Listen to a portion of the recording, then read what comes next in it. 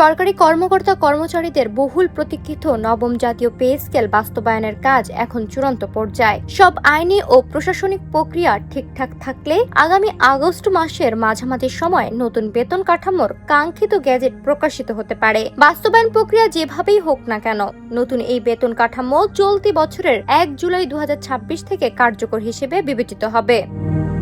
মন্ত্রিপরিষদ সচিব নাজিমুল গনির নেতৃত্বে গঠিত 10 সদস্যের উচ্চ পর্যায়ের পর্যালোচনা কমিটি বর্তমানে এই সুপারিশগুলো যাচাই বাছাই ও কারিগরি দিকগুলো বিশ্লেষণ করছে। সচিব কমিটির কারিগরি পর্যালোচনা শেষে এই সুপারিশ চলতি মাসের শেষ সপ্তাহে বা আগস্টের প্রথম সপ্তাহে মন্ত্রিসভার বৈঠকে উঠবে। সেখানে নতুন পে স্কেল বাস্তবায়নের ধাপ সহ 4 ক্যাটাগরিতে ইনক্রিমেন্ট মিলবে কিনা সেই বিষয়ে গুরুত্বপূর্ণ সিদ্ধান্ত হবে। মন্ত্রিসভায় অনুমোদনের পর আইনি পরীক্ষা নিরীক্ষার জন্য তা আইন মন্ত্রণালয়ে যাবে এবং সর্বশেষ প্রধানমন্ত্রীর সারসংক্ষেপ অনুমোদনের পর গেজেট জারি হবে।